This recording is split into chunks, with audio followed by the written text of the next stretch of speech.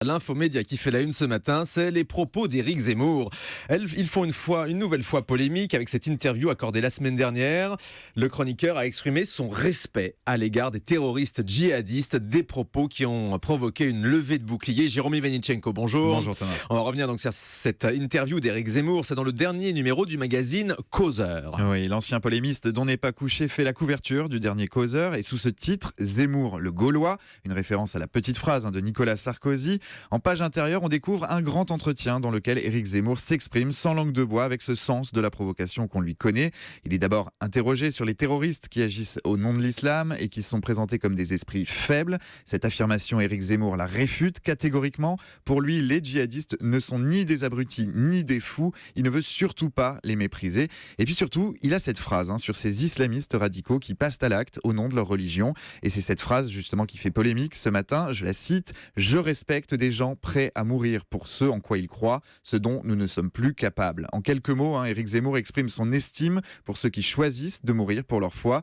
On pense à Mohamed Merah, on pense aux commandos du Bataclan, aux terroristes responsables de la tuerie de Nice du 14 juillet dernier.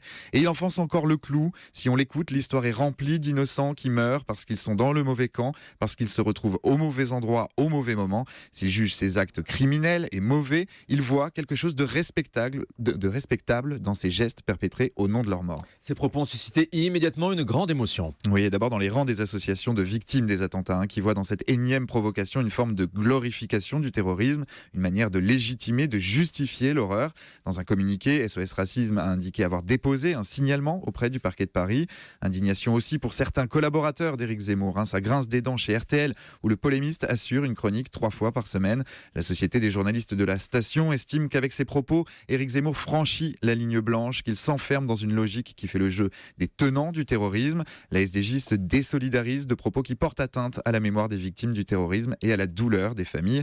Et enfin, c'est Éric Nolot, son comparse sur Paris Première, son meilleur ennemi idéologique, qui s'est exprimé pour dénoncer la radicalisation d'Éric Zemmour. Samedi soir sur France 5, il expliquait qu'il continuerait de débattre avec lui pour s'opposer à lui sur le terrain des idées. Et ce week-end, Éric Zemmour, de son côté, a tenté de justifier ses propos. Oui, samedi, Éric Zemmour était invité sur le plateau de BFM TV. Pas question pour lui de revenir sur ses déclarations, mais plutôt de les expliquer, d'expliquer surtout que par principe, personne ne veut comprendre son point de vue. Il veut prendre en considération l'islamisme radical qu'il qualifie d'ennemi, mais pour mieux le combattre, pour mieux le vaincre. C'était ça qu'il fallait comprendre quand il parlait de respect. Bien sûr, il réfute toute glorification des terroristes, des arguments qui ne passent pas. Vendredi, le parquet de Paris a ouvert une information judiciaire pour apologie du terrorisme. Une provocation de plus pour le polémiste, un coutumier du fait. En octobre 2014, dans les colonnes du journal italien Le Corriere della Sera, il tenait des propos stigmatisants à l'encontre des musulmans, des déclarations qui avaient conduit à son licenciement, dit-il.